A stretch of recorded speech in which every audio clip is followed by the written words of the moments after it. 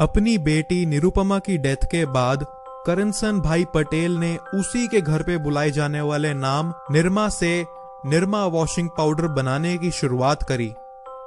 उन्होंने अपनी BSc in chemistry के एक्सपीरियंस के दम पर अपने घर के बैकयार्ड में ही ये वॉशिंग पाउडर तैयार करना शुरू कर दिया था। वो रोज सुबह अपनी साइकिल पे ऑफिस जाते समय निरमा को डोर टू डोर सेल करते हुए निकलते और ऑफिस खत्म होते ही दोबारा ये बेचते हुए घर आ जाते थे।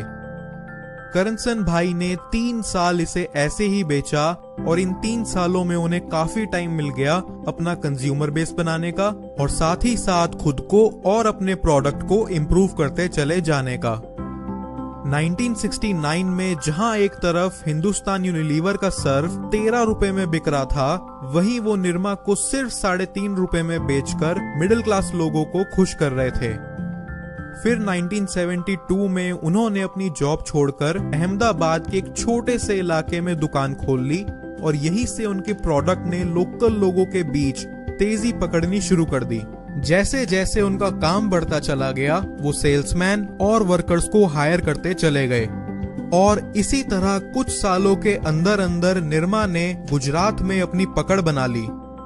बट गुजरात से बाहर निकलकर निरमा को बाकी सिटीज में काफी निराशा का सामना करना पड़ा, क्योंकि वहां रिटेलर्स उनसे क्रेडिट पर माल उठाते थे और जब कई महीनों बाद उनका सेल्समैन पेमेंट कलेक्ट करने आता तो दुकानदार या तो उसे भगा देता था या फिर पैसों को अगले महीने पे टाल देता था।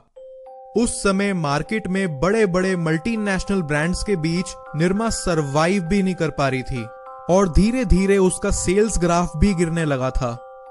ये देख के करनसन भाई ने अपने सभी एम्प्लॉयज की इमीडिएट मीटिंग बुलवाई और सबको स्ट्रिक्ट ऑर्डर्स दे दिए कि जो पेमेंट करता है करे, नहीं तो मार्केट से अपना सारा माल उठवाओ और आगे की सप्लाई भी रोक दो।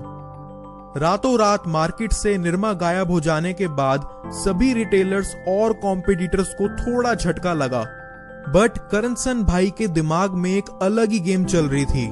उस समय हमारा देश बहुत तेजी से बदल रहा था और लोगों के घरों में टीवी भी बहुत तेजी से पहुंचते चले जा रहे थे। तो जैसे ही उनका स्टॉक मार्केट से वापस आया, उन्होंने अपना सारा पैसा दूरदर्शन पर 1 महीना एड पे एड चलवाने में लगा दिया।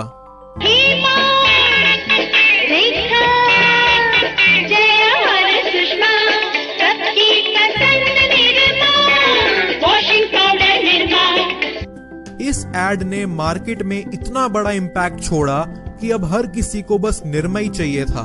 लोग डेली दुकानों पे निरमा मांगने पहुंच जाया करते, पर निरमा कहीं मिल के ही नहीं राजी। दुकान वाले भी इतने दुखी हो गए कि पीछे से निरमा वाले सप्लाई नहीं दे रहे और लोगों की डिमांड पे डिमांड आई जा रही है। करनसन भाई ने फिर से अपनी टीम की मीटिंग बुलवाई और इस बार निरमा की सप्लाई कंटिन्यू करते हुए उन्होंने सबके हाथ में एक टर्म्स एंड कंडीशंस का पेपर पकड़वा दिया, जिसमें मोटा मोटा ये लिखा हुआ था कि अब से निरमा कोई भी माल क्रेडिट पे नहीं देगी, कैश ऑन डिलीवरी करो और चलते बनो।